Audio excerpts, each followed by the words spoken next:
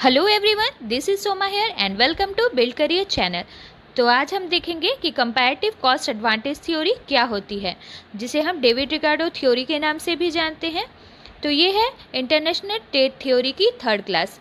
चलिए स्टार्ट करते हैं आज की क्लास। तो चैनल पे न्यू हो तो चैनल को सब्सक्राइब करना, बेल आइकन को क्लिक करना, साथ में ऑल नोटिफिकेशन पे क्लिक करना ताकि सारे नोटिफिकेशन आपको टाइम पर मिले। वीडियो पसंद आए लाइक करना, फ्रेंड्स के साथ शेयर करना, और हाँ, कोई भी डाउट हो तो आप कमेंट कर सकते हो। चलिए स्टार्ट करते हैं आज की क्लास। इंटरनेशनल ट्रेड थ्योरी हम पढ़ रहे हैं अभी। Classical country based theory, mercantilism theory हम कर चुके हैं। एब्सोल्यूट एडवांटेज थ्योरी भी हम पिछले क्लास में देख चुके थे। अगर आपने इसे नहीं देखा तो आई बटन में मैंने उसका लिंक प्रोवाइड किया हुआ है, एक बार ज़रूर चेकआउट कर लेना। चलिए आज हम देखेंगे कंपैरेटिव एडवांटेज थ्योरी या फिर कंपैरेटिव कॉस्ट एडवांटेज थ्योरी क्या है। तो इंटरनेशनल ट्रेड के बारे में हम देख चुके हैं पहले क्लास में। चलिए तो कंपैरेटिव एडवांटेज थ्योरी को मैं स्टार्ट करूंगी, पर उससे पहले मैं आपसे एक बात कहना चाहूँगी कि प्रीवियस जो दो थ्योरी इंटरनेशनल ट्रेड की मैंने आपको करवाई थी, एक बार ज़रूर उसे देख लेना, क्योंकि अगर आप इसे देखोगे तो आपके सारे डाउट्स क्लियर हो जाएंगे। इस थ्योरी को उसके बाद देखना तो आपको अच्छी तरह से ये समझ में आ जाएगा। ओके, तो कंपैरेटिव एडवांटेज थ्योरी जो है उसको हम दो अलग नाम से और भी जानते हैं, जैसे कि डेविड रिकार्डो थ्योरी और कंपैरेटिव कॉस्ट थ्योरी। तो डेविड रिकार्डो कौन थे? डेविड रिकार्डो एक ब्रिटिश इकोनॉमिस्ट थे। उन्होंने ये थ्योरी प्रोवाइड की थी, और इससे पहले एब्सोल्यूट एडवांटेज थ्योरी किसने प्रोवाइड की थी? एडम स्मिथ ने। डेविड रिकार्डो ने 1817 में the principle of political economy and taxation में इस कंपैरेटिव एडवांटेज थ्योरी को प्रोवाइड किया था। चलिए नेक्स्ट देखते हैं। तो थ्योरी जो थी कंपैरेटिव कॉस्ट यहाँ पे कंपैरेटिव एडवांटेज या कंपैरेटिव कॉस्ट थ्योरी जो थी वो फर्स्ट टाइम डेविड रिकार्डो ने फॉर्मुलेट की थी, और उसके बाद इसे इम्प्रोवाइज किया था किन्होंने? जॉन स्टुअर्ट मिल, कार्नेस और बेस्टेबल ने। इन तीनों ने इसे इम्प्रोवाइज किया था। तो उनका क्या मानना था? डेविड रिकार्डो का ये मानना था कि एक कंट्री एब्सोल्यूट एडवांटेज के बिना भी ट्रेडिंग में गेन कर सकती है। कैसे कर सकती है? अपॉर्चुनिटी कॉस्ट के थ्रू। तो कंपैरेटिव एडवांटेज थ्योरी किस पर फोकस करती है? रिलेटिव प्रोडक्टिविटी डिफरेंस पर, जबकि absolute advantage theory absolute productivity पर फोकस करती थी। तो इससे पहले एडम स्मिथ का क्या मानना था? एडम स्मिथ का मानना था कि उनका मानना था कि जो एब्सोल्यूट एडवांटेज थ्योरी थी, उनका क्या कहना था कि जो कंट्री जिस गुड्स के प्रोडक्शन में एब्सोल्यूट एडवांटेज जिसे मिली हुई है, जिस गुड्स के प्रोडक्शन में, उस कंट्री को उसी कमोडिटीज़ में ट्रेडिंग करनी चाहिए, तभी वो ट्रेडिंग से गेन कर पाएगी।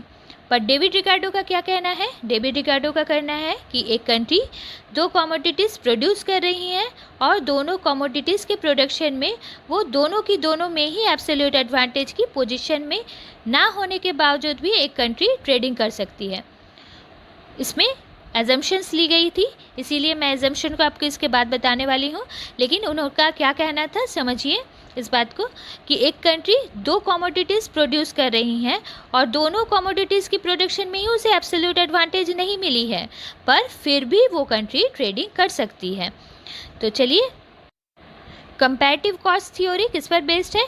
ये कॉन्सेप्ट पर बेस्ड है कि दो अलग कंट्रीज सेम दो कमोडिटीज़ प्रोड्यूस कर रहे हैं, उन दोनों की कंपैरेटिव कॉस्ट होगी उन दोनों कंट्रीज़ के प्रोडक्शन कॉस्ट का डिफरेंस। दोनों की कंपैरेटिव कॉस्ट क्या होगी? दोनों कंट्री की जो प्रोडक्शन कर रही हैं उनकी जो कॉस्ट है उसका डिफरेंस ही होगी comparative cost. Production cost countries के बीच अलग अलग क्यों होता है?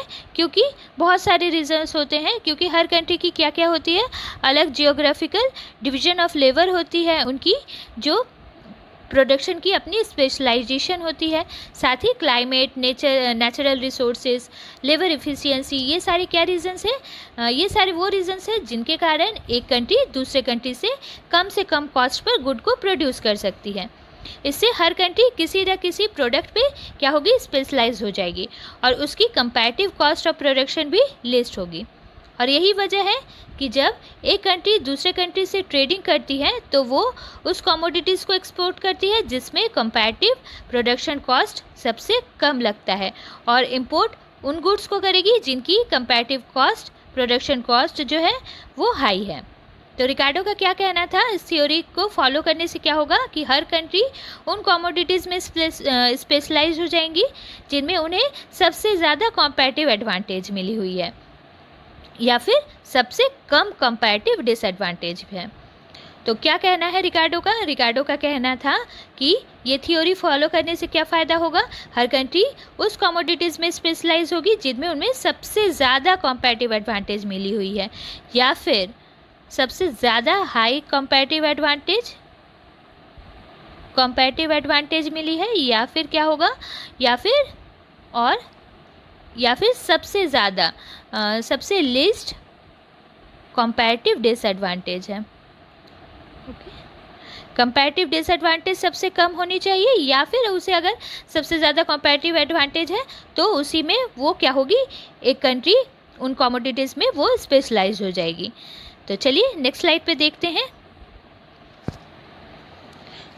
तो डेगबीट रिकार्डो इसी पर बेस्ड किए हुए हैं इंटरनेशनल ट्रेड को, वो इसी बात पर फोकस्ड है कि हर कंट्री इससे क्या होगी, कुछ न कुछ गुड्स के प्रोडक्शन में वो स्पेशलाइज हो जाएगी। तो जो बात मैंने अभी कही थी आपसे कि या तो ग्रेटर कंपैरेटिव एडवांटेज होगी या फिर लिस्ट कंपैरेटिव डिसएडवांटेज होगी, उस गुड्स के प्रोडक्शन में एक कंट्री क्या होगी, स्पेशलाइज हो जाएगी।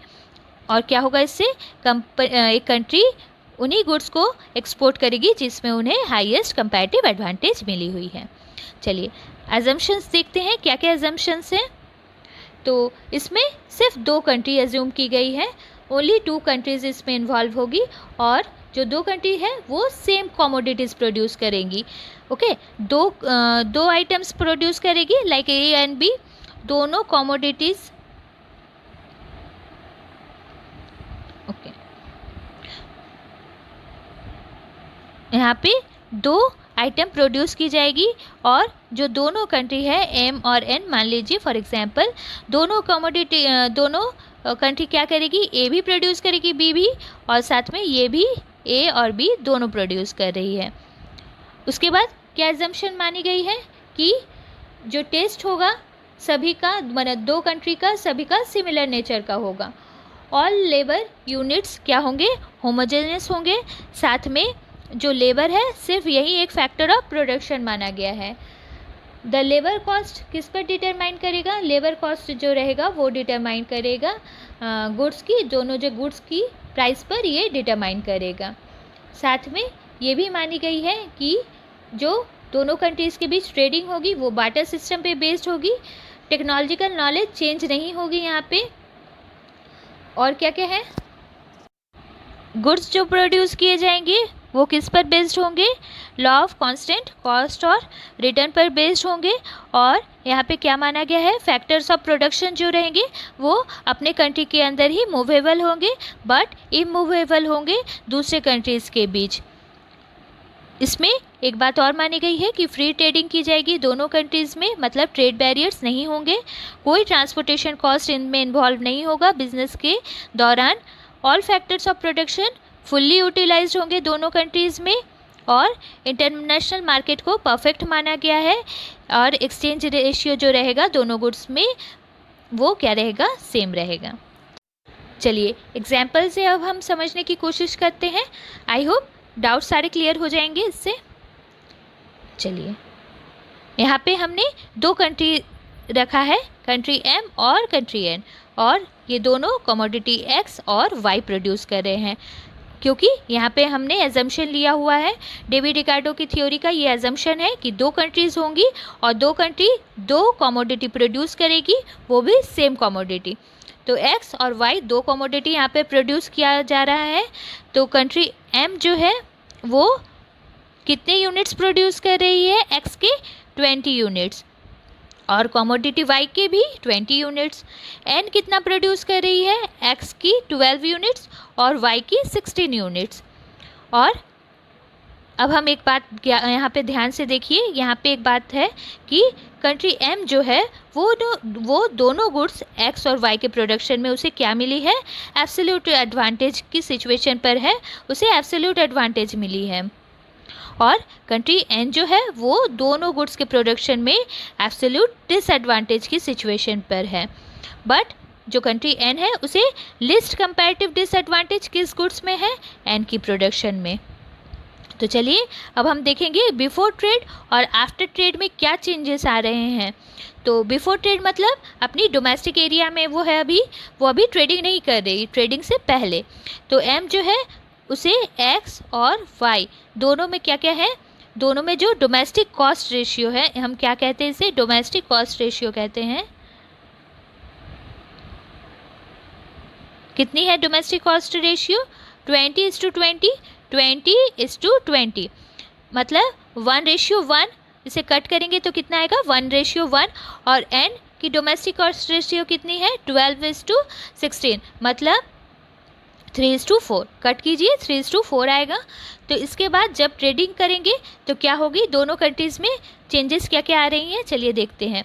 तो जो कंट्री एम है वो कितना प्रोड्यूस कर रही है, 20x/12x, ये वो ट्रेडिंग कर रही है। तो चलिए देखते हैं एम का, कंट्री एम का कैलकुलेट करके कितना आया।